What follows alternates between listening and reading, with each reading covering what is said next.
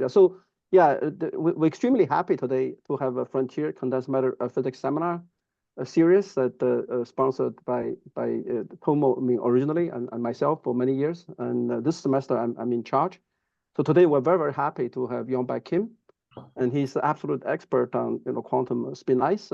He's going to try to tell us about the recent, still yet unpublished story of dipolar-octupolar quantum spin ice. Yeah, Yong Baek, it's all yours. Thank you very much. Can you see my cursor here? Yes. Okay. So today I'd like to talk about some theoretical and experimental progress on this dipolar-octupolar quantum spin ice system. So I will start with some rather elementary introduction. So I will explain some theoretical background on this quantum spin ice story. And I will discuss this dipolar-octupolar pyrochlore system. And we will think about some theoretical models for those. And I will explain how you could map this model to a quantum spin ice system. And this quantum spin ice is supposed to give us this emergent quantum electrodynamics. And then I will explain some of the recent experiments on the cerium-based pyrochlore materials. And I'll try to connect theoretical prediction and recent experimental discoveries. So the story is that recent experiment may have seen the spinons and emergent photon excitations. So these are my theory collaborators. Most of them are my former and current student. The real hero in this series of work is Felix Desrochers. He's a current student in Toronto. And then some of the work, one of the work was done in collaboration with Claudio Castelnuovo and Cambridge. And moreover, I have this two collaboration with experimentalists. So the first experimental paper is with Roman Civil at Paul Scherrer Institute. And two theorists that rise, Han Yan, he was a postdoctoral fellow, and Andrei Nevidomsky, he was also on the paper. But perhaps a little more interesting paper is this most recent paper with the Peng Cheng, and they had this beautiful experiments on the cerium compound, and they have some evidence for emergent photons. So I will talk about this later. Great. So I'd like to start with a very elementary discussion here. So classical spin ice is usually discussed, say, starting from some Ising model on the pyrochlore lattice. And as you know, pyrochlore lattice is a corner-sharing tetrahedron. So this Ising model can be rewritten like this. So you first define a cluster spin. So you sum over Ising spin over each tetrahedron.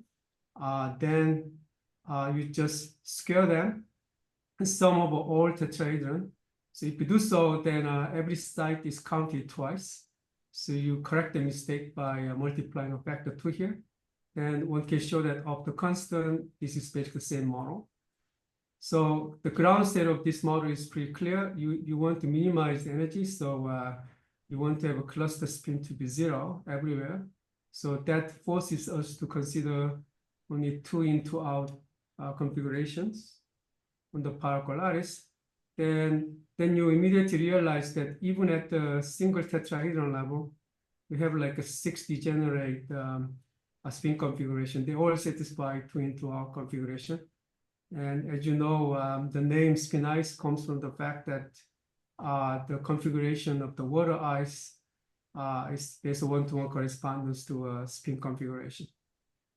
So, but now if you think about the entire lattice, then obviously you end up with exponentially large number of classically degenerate states, and that gives us this massive degeneracy.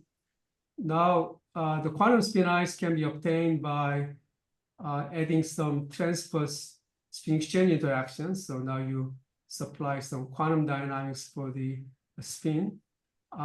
then within that degenerate manifold of two state, you can do some sort of degenerate perturbation theory, assuming that your transverse coupling is small. Then in the third order perturbation theory, you end up with this ring exchange model. So what happens is that you flip the spin, starting from here, for example, one by one.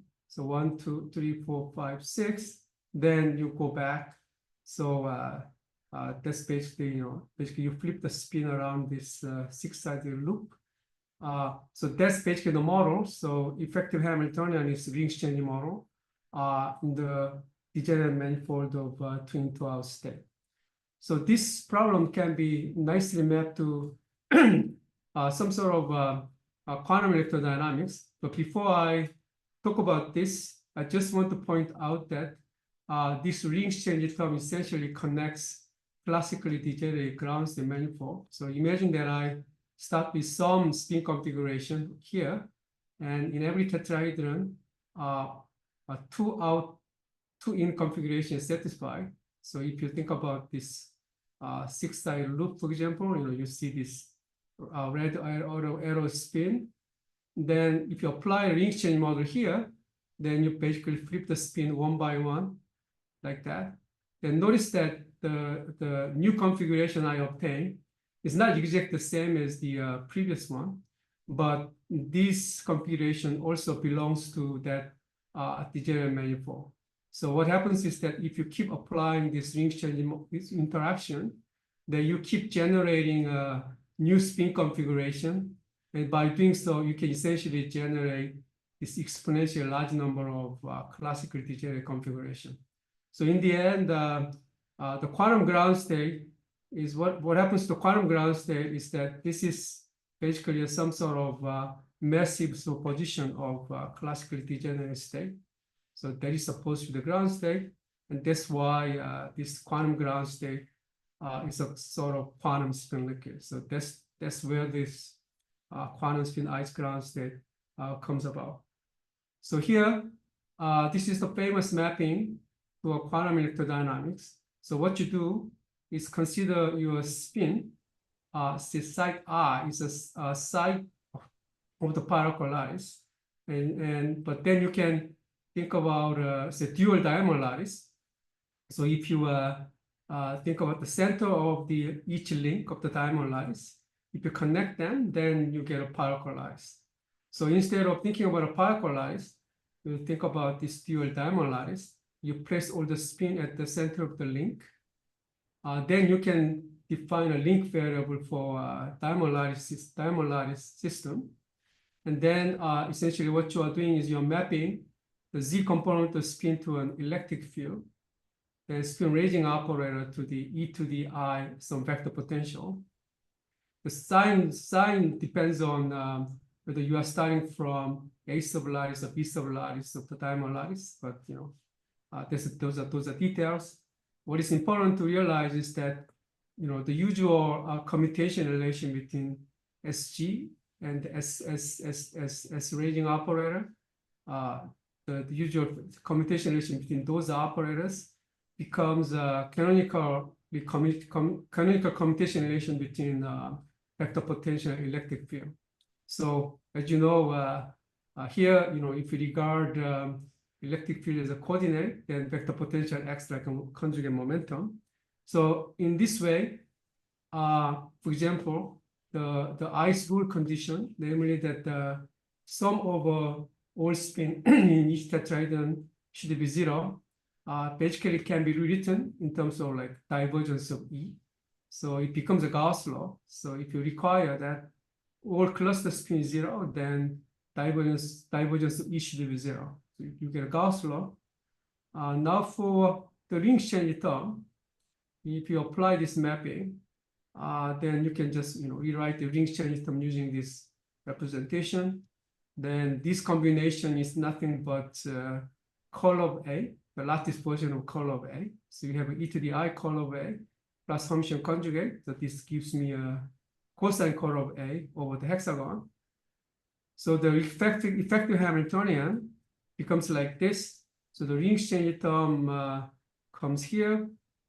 Then I have a constraint that since the electric field is the Z component of the spin, and we are thinking about a spin half operator, so you want the amplitude of electric field to be like 1/4, the scale to 1/2, and then you just have to make this U parameter very, very large so that we are now mostly thinking about a spin half system. So you can think about this as an effective Hamiltonian, and this is the lattice quantum electrodynamics model. And that's why the entire model can be mapped to essentially emergent quantum electrodynamics. If you think about this model, then say if you want to minimize the energy of the system, and especially if you consider say cosine curve atom here, then there are two kinds of grounds that one can think about. So if my parameter k, if my k is positive, then you want, in order to minimize, you want curve A to be 0. So that's why this kind of state where you minimize, you basically set curve A to be 0. We call that zero flux state. So this is zero flux U1 quantum spin liquid. But if k is negative, then curve A should be pi to minimize energy. So in this case, we call the ground state π-flux quantum spin liquid state or quantum spin ice state. So really, it depends on the sign of the transverse exchange coupling. Depending on the sign, either we could have zero flux ground state or π-flux ground state. So this distinction will be important for later discussion. And so in case that this model supports true quantum spin liquid state, then your ground state is around either 0 or pi. In this case, you can expand this cosine, some kind of Taylor expansion. Then obviously, then you get quadratic term like that. So curve A square. And notice that this is the usual quantum electrodynamics or electrodynamics Hamiltonian, right? Because Hamiltonian is electric field square plus magnetic field square. So this is kind of the model that we arrive at. So in this case, there are three kinds of excitations we can think about. So the most distinct excitation is some kind of charge excitation. So we call electric monopole, and we call a spinon excitation. And this just corresponds to a spin flip. So the spinon energy scale is about half of the Ising coupling, because that's the energy cost for a spin flip, each spin flip. Since this is a quantum electrodynamics problem, obviously you could also have emergent photons with a linear dispersion. And the velocity is given by some combination of this parameter U and K. And you would also expect that the capacity should be proportional to TQ. Now, this magnetic monopole excitation, it actually has a similar order of energy scale as the photon. These guys are sometimes called Vizon. And those magnetic monopole excitations, you can think of, say, if you go back to the original model, then in principle, my Hamiltonian is periodic in the magnetic field curve A. So there are some quantum processes that changes this flux from, say, 0 to 2 pi. So those turning process actually corresponds to magnetic monopole. So Yong Baek, Doc has a question. Yeah. So Doc has a question you might want to. Doc. Hi, Yong Baek. So I've been reading a lot about this lately, and I must admit the terminology has confused me a little bit because in a lot of the early spin ice discussion, classical spin ices and so forth, the spinons are referred to as magnetic monopoles. That's correct. That's correct. So right. So I'm not crazy. Like I'm not misremembering this. Like some people call. Okay. So you are remembering it correctly. So in the original classical spin ice literature, the electric field and magnetic field got switched. Got it. So and Okay. remember that in 3 dimension, there is what people call an electromagnetic duality. So Right. you could switch electric field and magnetic field depending on your point of view. So if you switch that, then for example, I use the divergence of E equals 0 as the ice rule constraint that can be changed to a divergence of B equals to 0. Okay. So in that case, my electric monopole should be called magnetic monopole. I think that's what classical spin-ice people use. Right. And they would say that you've got those kinds of monopoles would be linked by a Dirac string and That's correct. That's correct. So okay. in my case, my electric monopole will be connected by some sort of emergent electric field flux. Right. Okay. Got it. Thank you. There's an analogy to that. Subir also has a question, Yong Baek.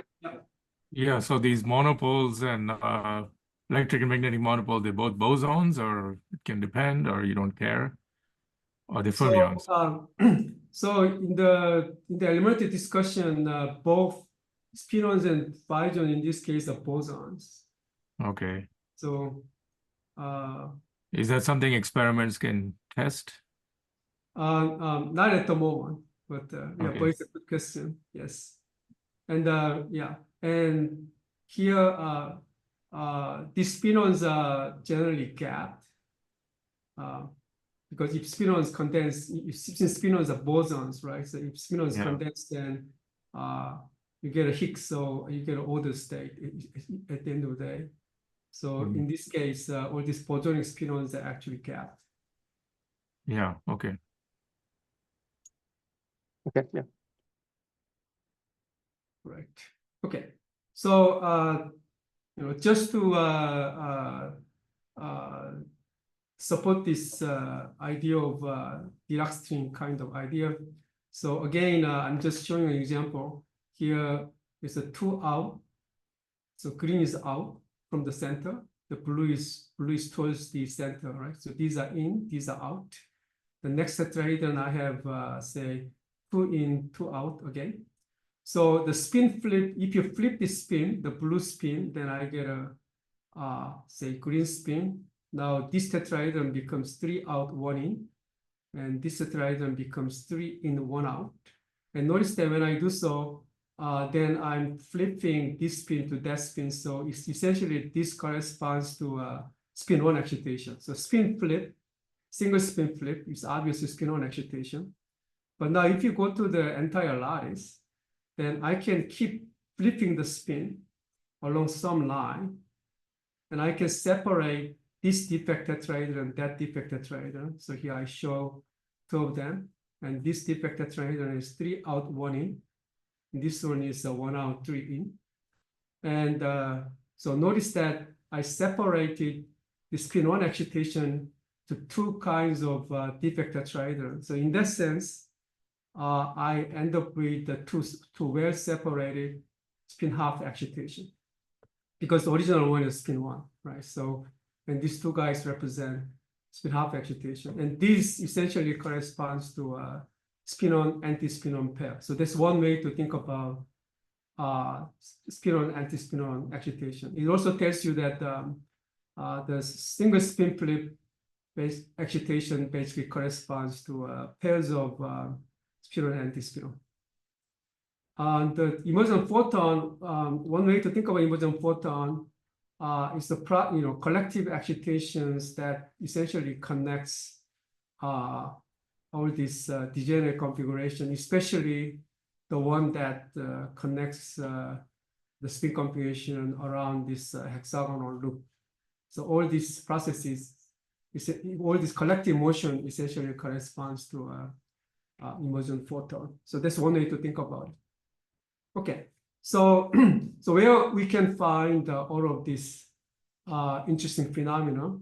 So one representative material class is this pyrochlore material. So they typically have this chemical formula here, and this A-side ion is a rare earth ion. So these are some elements like that, and B-side is a transition metal ion typically. And In fact, both A and B sublattices form a pyrochlore lattice. They actually form an interpenetrating true pyrochlore lattice system. But the B side is usually not magnetic. So, and A side is magnetic. So if you only consider A side, and they just form a single pyrochlore lattice. So that's why this is an interesting platform for a quantum spin ice system. Recently, the focus is given to this cerium-based pyrochlore material. So I'm just showing you 2 examples, but there are actually more. So there's a cerium stanate, and there's a cerium zirconate. There's also cerium hafnium 2O7. So there are some examples like that. So for cerium, if you think about cerium 3+ ion, the electronic configuration is 4f1. And under the crystal electric field environment, the lowest doublet is at mj equals to ±3 Actually, the total J is 5 and the lowest doublet is mj equals ±3 doublet. So that tells us that it's a Kramers doublet, and in the low energy limit, it's a well-defined doublet. This is a very large energy scale. 50 millielectron volts is very, very large. So essentially, even up to like high temperature, this is well defined. And in fact, these are 2 neutron scattering experiments done by Peng Cheng's group and also Bruce Collins' group. They clearly saw crystal field excitation, then they could map this crystal field electric field scheme. So what that means is that, sorry, notice that mj equal ±3 half state. So in order to go from -3 half state to +3 half state, you actually have to apply spin raising operator many times. So for example, in terms of this doublet actually acts like some sort of pseudo-spin degree of freedom. So one way to think about this is you consider this type of octopolar operator, and this is also some kind of octopolar operator, and this is a dipole operator, J sub z. So these are total angular momentum operator, if you like. And then if you evaluate matrix elements of these operators with respect to this doublet, then you can show that the matrix element acts as if this operator is an X component of some pseudo-spin operator, Y component of pseudo-spin operator, the Z component of pseudo-spin operator. And also one can show that these operators satisfy the usual SU2 spin commutation relation. So in many ways, from algebra point of view, these guys really act like a spin half operator. But the physical content is very different here.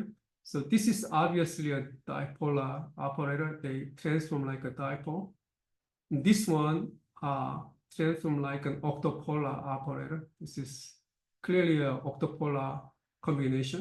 So this is what people call Stevens operator equivalent in some technical terms.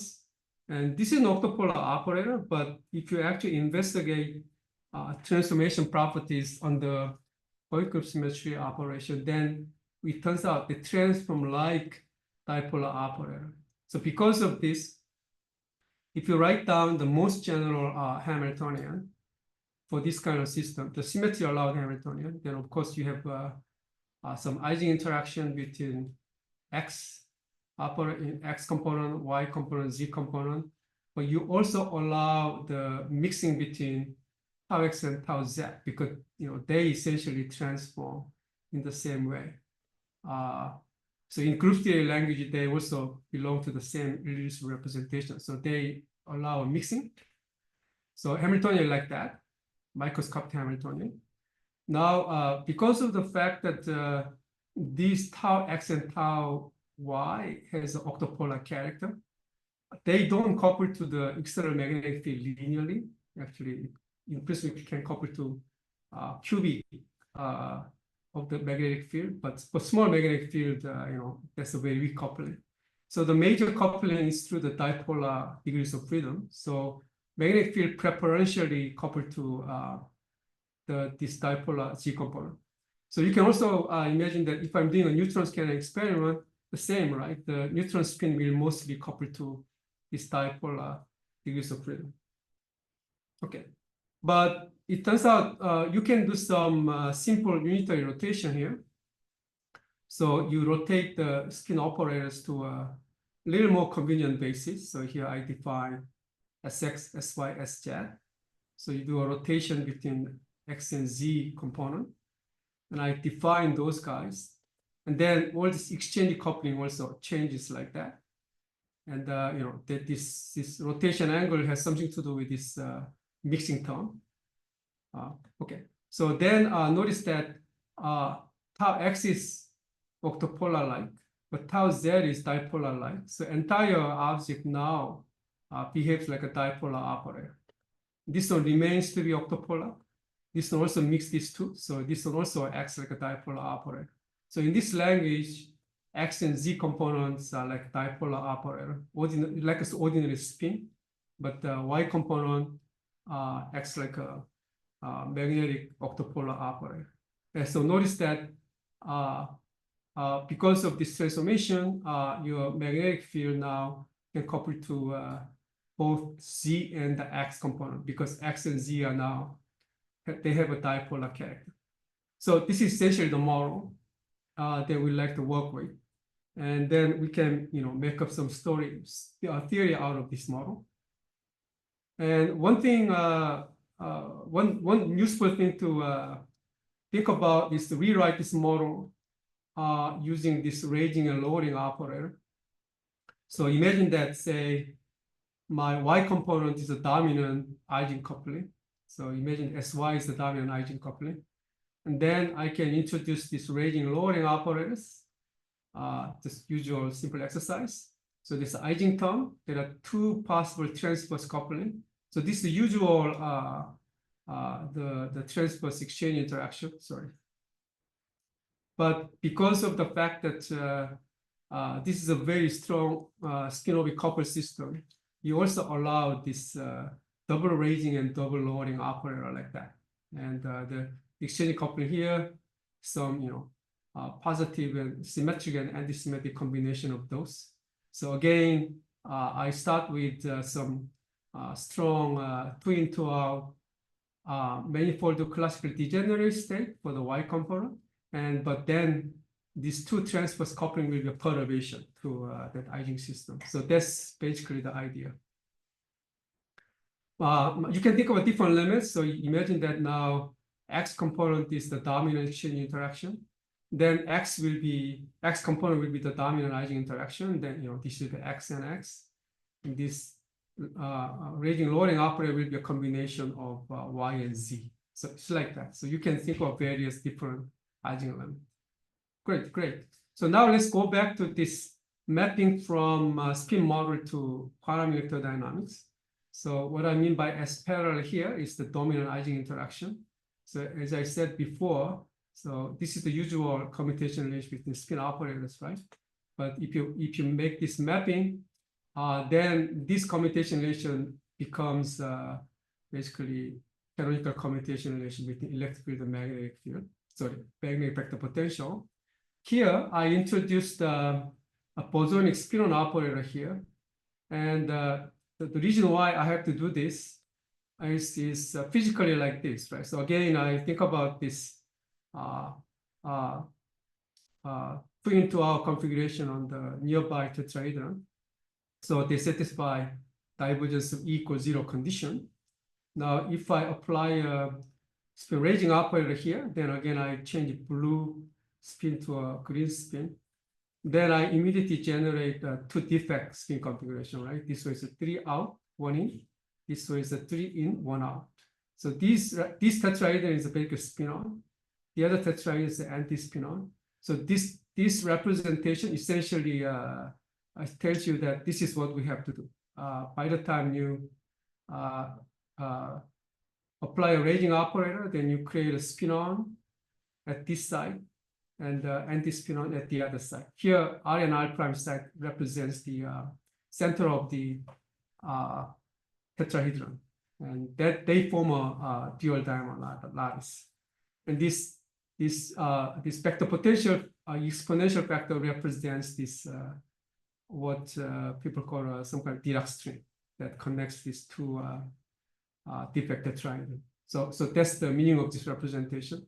So we can use that to map this problem to a quantum electrodynamics problem like this. So at this point, one can think about two kinds of quantum spin ice state, depending on which component is the dominant Ising interaction. So, for example, here, imagine that JY is the dominant coupling. It's much bigger than JX and JY, J sub Z. Then this is the dominant Ising, right? So in that case, my Y component is this S parallel, and S parallel is mapped to electric field. So a Y component is mapped to electric field.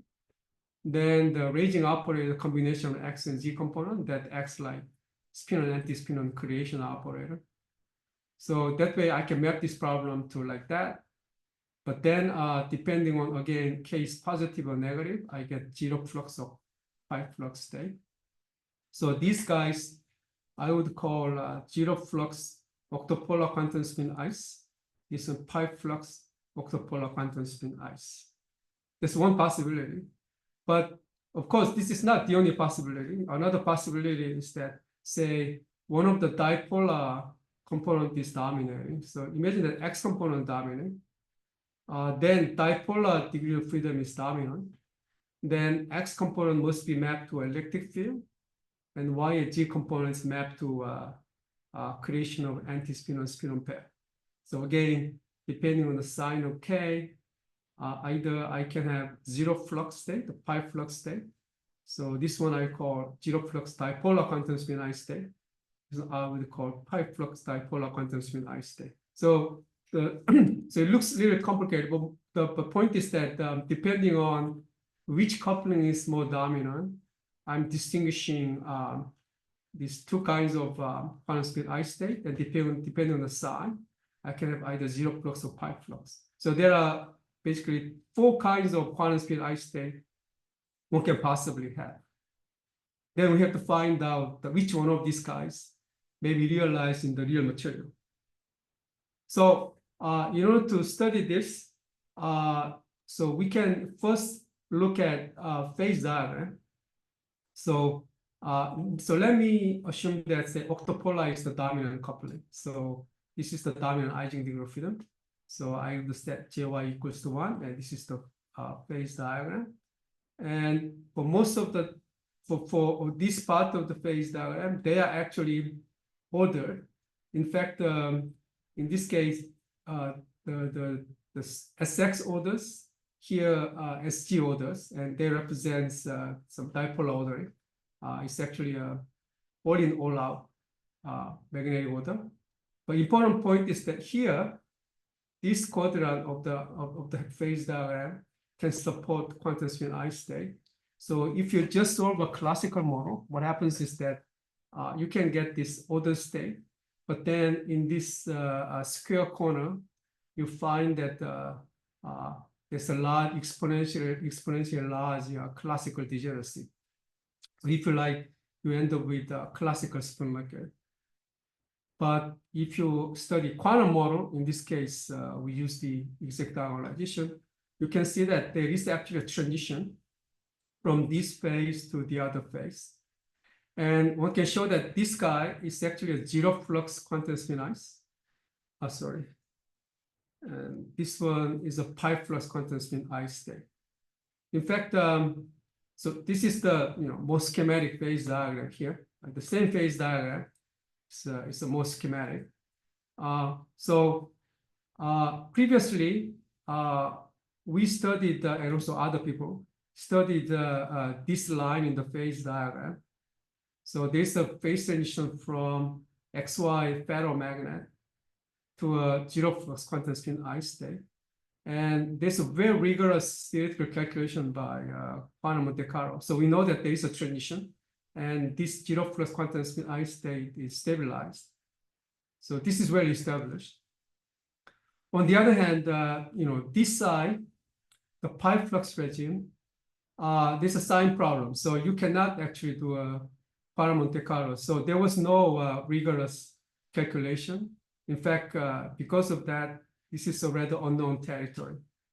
And you will find later that all the materials we are considering, they all fall into this part of the phase diagram.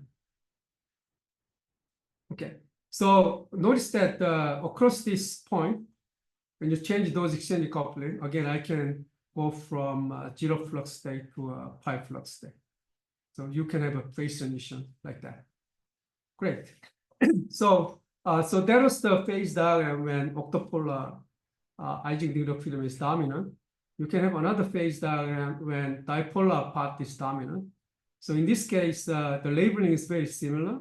It's just that here I have a transition from zero flux octupolar quantum spin ice to π-flux octupolar quantum spin ice. Here, instead of octupolar quantum spin ice, I have a dipolar quantum spin ice. It's simply because in this quadrant, dipolar coupling is the dominant. Okay, so now, so there have been a lot of experiments on cerium material, and this is what people found. So all these exchange parameters are obtained by fitting the susceptibility, magnetization, heat capacity, and some neutron scattering experiment. So this is actually a theory paper by Hiteshi Chengeleni, Roderick Messner, and company. And they placed this exchange parameter somewhere here in the regime of π-flux octupolar quantum spin ice.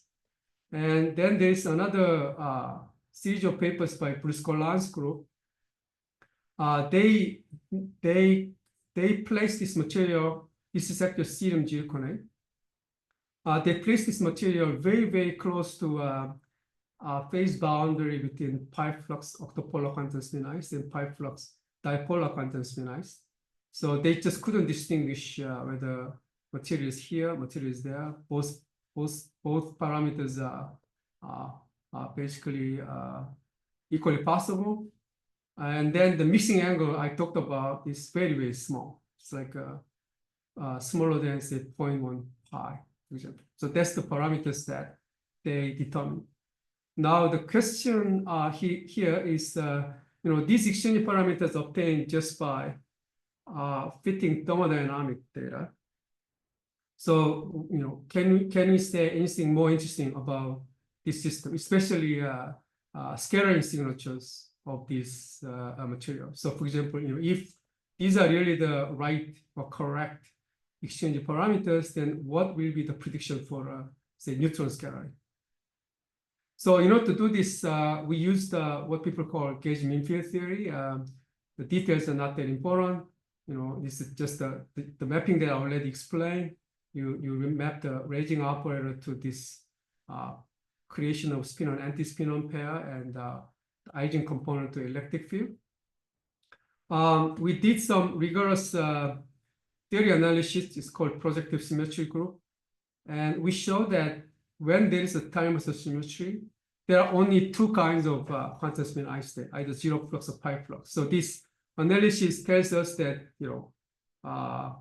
essentially there are only two kinds and there's nothing else. So that's good, right? That's good to know. And using the same theory, we can compute the phase diagram. So this was the exact diagonalization phase diagram I showed you. The gauge mean field theory phase diagram looks like this. Again, this is π-flux, zero flux. And we also did the pseudo-fermion functional renormalization group. This is the work with Claudio Castelnuovo. And you see that in all of this phase diagram, the zero flux quantum spin ice state occupies a very, very small area. And most of the areas are actually occupied by this π-flux quantum spin ice state. So perhaps, it's not surprising that all the cerium material basically belong to this part of the phase diagram because so much bigger. Okay, so let's now think about the neutron scattering signature of all these possible quantum spin ice phases. So remember that only the Z component of the pseudo spins really only that guy really couples to the neutron. spin.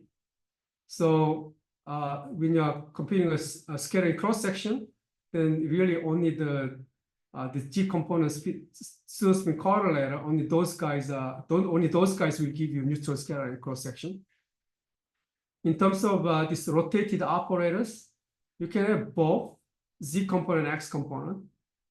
Now, depending on whether dipolar Ising coupling is dominant or octopolar Ising component is dominant, there are two possible situations. And in fact, this becomes very interesting. So if X component dominate, then remember that X component is the Ising degree of freedom. So that's mapped to a electric field. But Y and G component map to a spinon anti-spinon creation. So X component represents some kind of photon degree of freedom, the emergent photon. The Y and Z component will represent the spinon, anti-spinon pair creation. But the Y component dominate, then both X and Z component corresponds to creation of spinon, anti-spinon pair. The Y component essentially corresponds to emergent photon. So what I'm trying to say here is that if X component dominate, then remember that only X and Z component coupled to neutron spin. So you can see both spinon excitation and photon excitation at the same time. But if Y component dominate, there's no chance that you could detect photon. You can only detect spinon excitation. So there are two very, very clear distinction between these two scenarios. And at this point, according to Bruce-Golan's phase diagram, they couldn't distinguish which one is which.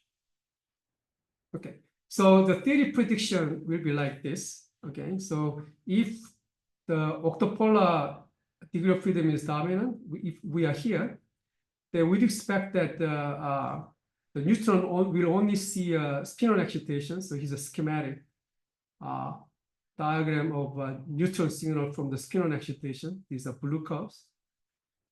But if you're here, then the dipolar degree of freedom is dominant. In this case, in principle, you are supposed to see both spinon excitation represented by this blue curve here, but you will also see a photon excitation, low energy, that will be this green curve. Okay, so the question is, can you actually distinguish this scenario?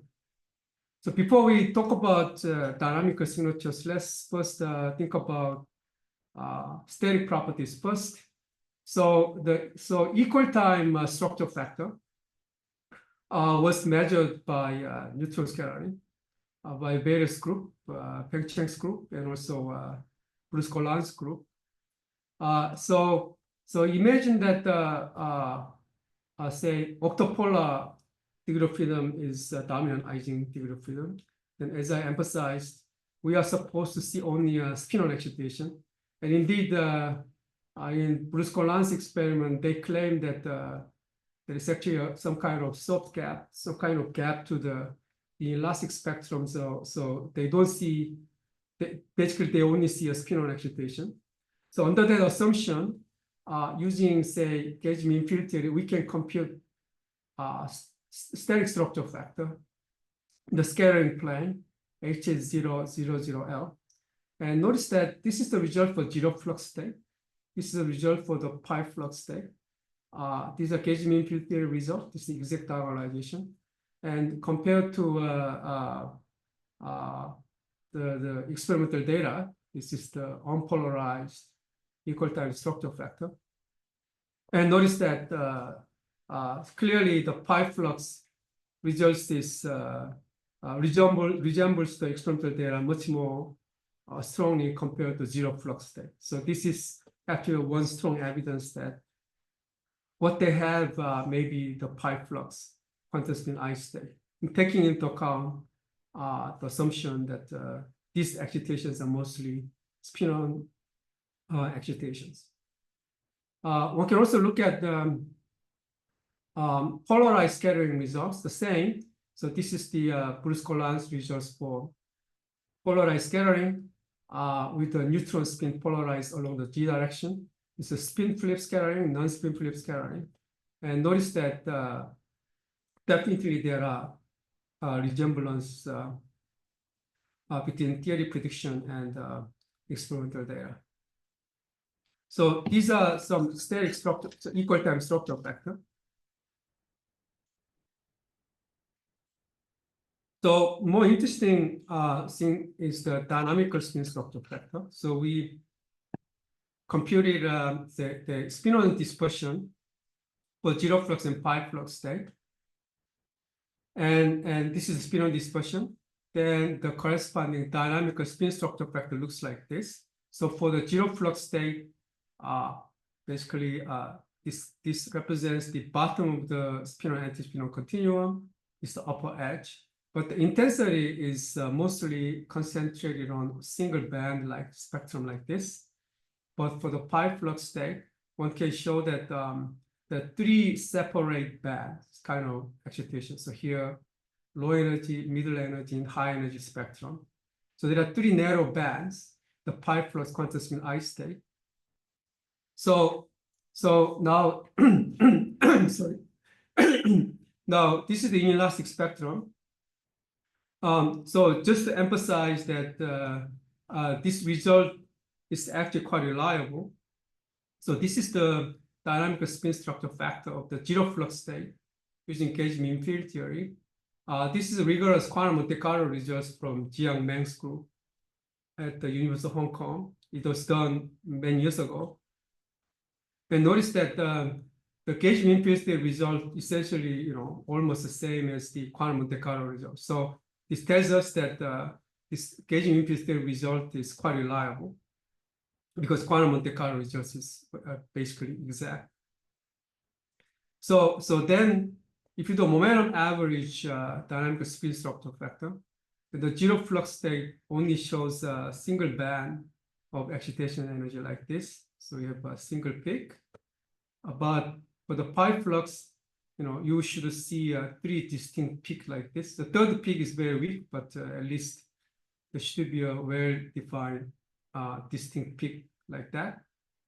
So there's three narrow bands in the π-flux quantum spin I state. On the other hand, for zero flux state, there should be only one high intensity peak. So very recently, I think this paper is now published in Nature Physics. Roman Sibil's group at Polarization Institute, they did this neutron scattering with a very high energy resolution. It's so-called the backscattering high resolution experiment. And in their case, they actually see this inelastic spectrum that can be sort of fit into the sum of three kind of Gaussians.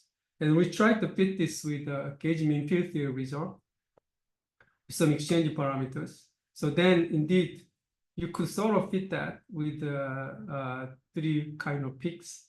And these parameters essentially puts this exchange coupling that you could determine into the space diagram where the π-flux quantum spin I state is indeed the ground state. So this could be this can be taken as a strong evidence that what they have may be a π-flux quantum spin I state. Okay, then the real surprise happened last year when Peng Cheng did more elaborate experiment. So I'd like to remind you that there were two possible scenarios, right? So here, if you are here, then you only see a spinon excitation. There will be like three peak structure like that. But if you are there, if you're here at the other side, then you should also see a low energy excitation from emergent photons. So Peng Cheng's group did this polarized neutron scattering. Here, what is important here is that they consider all spin flip scattering channels. So they consider neutron spin, neutron spin polarized X, Y, Z polarization. And if you do that, then without going into too much details, you can remove non-magnetic background very effectively. So here, Q is the basically this purple area is the scattering plane, and Q is the propagating vector. And you are measuring scattering, neutron scattering cross section for like neutron spin polarized X, Y, Z polarization. You measure all of that, and they represent like fluctuation of the spin along the Y direction, G direction, and some of Y and G direction like that. So by making this combination, you can subtract off all the non-magnetic background, so that if you do that, then measured result like this can be related to a theory prediction for X polarization spin flip scattering. So without worrying about non-magnetic background, you can basically compare the result with theory prediction. So that's the big advantage. So if you do that, so this is the one inelastic spectrum. In the scattering plane, we are just focusing on this one momentum position here, X point. That's the 0, 0, 1 in the scattering plane. So these are the experimental data. This is after subtracting off all the non-magnetic background. And notice that there are substantial low energy scattering that was not seen before.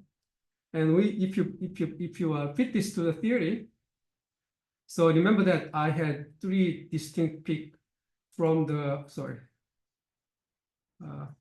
3 distinct peaks from the spinon and anti-spinon excitation. So this 1, 2, 3 excitation. On top of that, in order to fit this, we also needed to include the contribution from the emergent photon excitation. That's actually green curve.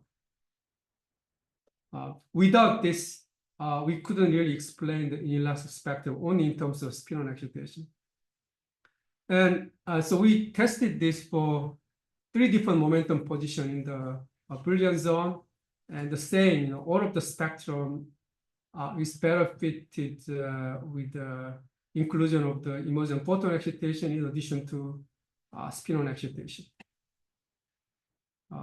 So initially, I was a little bit skeptical. So because this low energy scattering can always come from some impurity scattering and all that. So question is, can we really make sure that this low energy quasi-elastic scattering is a true inelastic scattering spectrum, or there may be some magnetic impurities and things like that.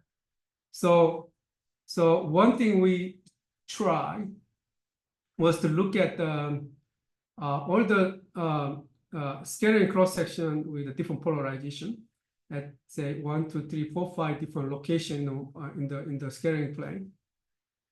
Then you see that we can compare the intensities at different momentum position for all different polarizations. So this is like intensity at the 0, 0, 1 position for the XYZ polarization, etc., etc.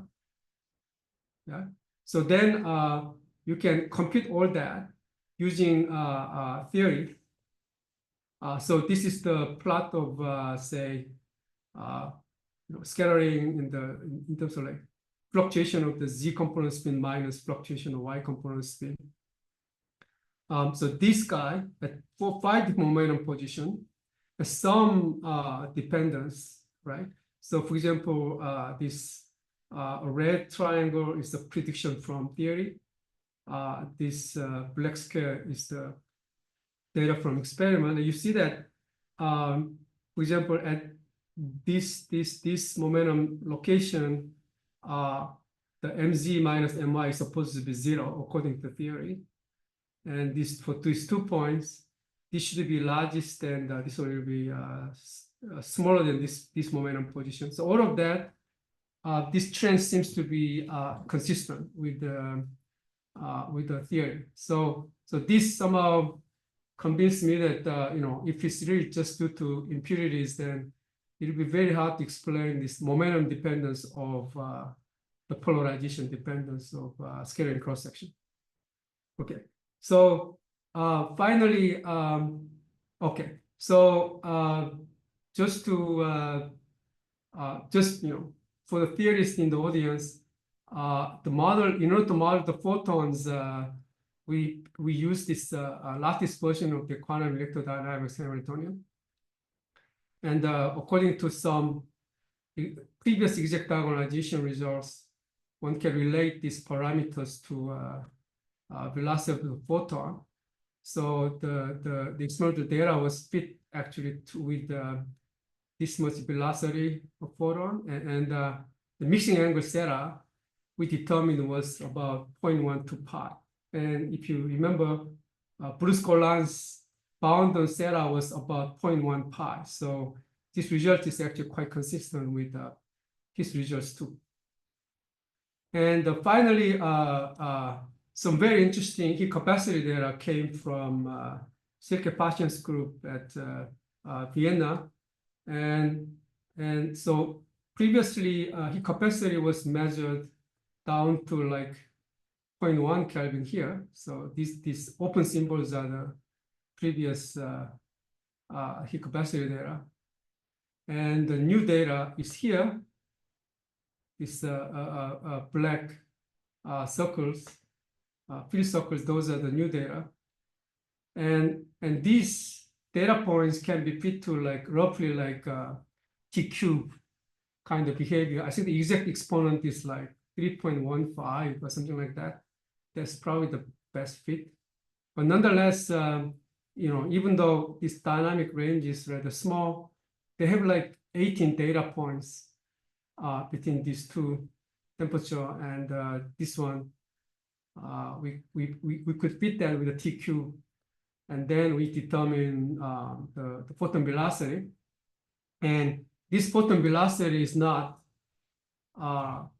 very different from the photon velocity we obtained by fitting the inelastic neutron scattering spectrum at low energy. So it's you know, it's basically comparable to the neutron scattering. It's about like factor 2 different. So that's basically an interesting discovery. So you know, that's basically all I wanted to say today. So just to summarize, so this multipolar pyrochlore material may be a good platform for quantum spin state. And so we can clearly distinguish zero flux and π-flux quantum spin state by looking at equal time and dynamical spin structure factor. And by looking at spin flip and non-spin flip channel, it appears that the data is consistent with the π-flux quantum spin state. And this 3-peak structure in elastic scattering may be a signature of spinon. And this quasi-elastic signature in Peng Cheng's experiment may be a signature of photons. So there are some interesting stories here, and obviously all of that should be confirmed by next generation experiments. But I think, you know, it's kind of exciting results for theorists and experimentalists. So, yeah, thank you very much. Yes, thank you, Yong Baek. Patrick has a question. Yeah, very impressive story. Very nice. This may be a question more for Peng Chen.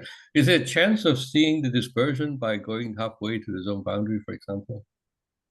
No, I mean, the best neutron spectrometer resolution right now is about 0.03 millivolt. I mean, roughly demanded it. I said, if you give me $2 billion, build a new spectrometer. You know, I mean, this is the spectrometer resolution with the polar and neutron setup. What we have on the Thales experiment, that's actually the best one can do. I mean, you basically, in order to eliminate the non-magnetic scattering, you have to do a neutron polarization analysis, which already suffered by a factor of, you know, a 10. And then in order to do, you know, really extract only the magnetic scattering without changing temperature, you have to do X, Y, Y, Z, Z. And that basically means each point that Yong Baek talked about is counted at more than, you know, a couple of hours per point.